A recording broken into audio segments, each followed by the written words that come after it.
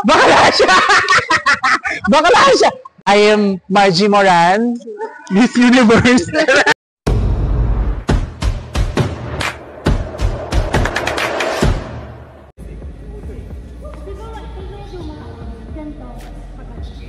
Five, six, seven, eight. 1, 3, 5, 7, 8. 5, 6, 7, 8. 1, 2, 3, 5, 6, 7, 8. 1. Hello everyone, I am Jugna Bakunawa and I'm 21 years old and I started joining Gold Star Pep Squad since 2024.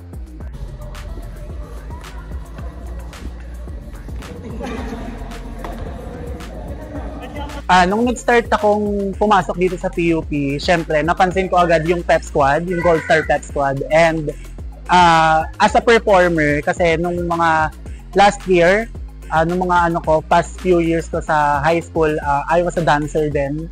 And then, gusto ko lang ma-fulfill yung feeling na walang regret sa life. Kaya gusto kong itry itong Gold Star Pep Squad. And nahikayat nila ako kasi marami rin silang mga sinasayawan, marami silang pinagpe-performan.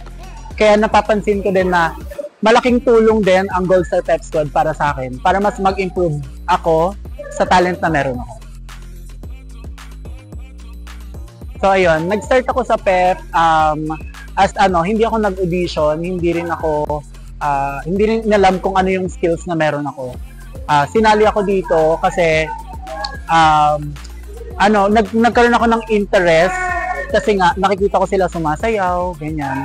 And as a performer nga, yung journey ko dito hindi naman na ganun kahirap kasi sanay naman ako mag-perform, sanay naman ako magpagudan, and sanay na rin naman ako na mag-perform sa harap ng maraming tao as a group. And yun. 6, 7, 8. 1, 2, 3, 5, 6, 7, 8. And yun, since this is my first time din na sumali sa Gold Star Pep Squad and lalaban sa main, syempre, a bit nervous kasi syempre, malaking pressure yung nakaatay sa amin and kailangan namin i-defend yung title na meron kami. And syempre, para makuha yon, kailangan namin magpagod, kailangan namin gawin yung mga dapat namin gawin, kailangan namin paghirapan kung ano yung gusto namin makuha. Syempre, nagpa-practice kami palagi, marami kaming tinatry na skills, marami kaming sinusubukan kahit alam naming imposible. Still, may mga coaches kami na nagtuturo, may mga taong nagtitiwala sa kakayahan namin. 7 and 1, 2, 3, 5, 6, 7, 8. Uy, ano yung na ganun? Akin, for me, ang nagbago is yung pagiging competitive ko sa lahat ng bagay. Kasi etong Pep Squad, tinuruan nila ako kung paano maging palaban na hindi pwedeng eto ka lang, hindi pwedeng eto lang yung kaya mong gawin. Alam kasi ng mga coaches namin na meron pa kaming mas kayang gawin, and as a follower, naniniwala kami dun sa paniniwala nilang may kaya pa kaming gawin.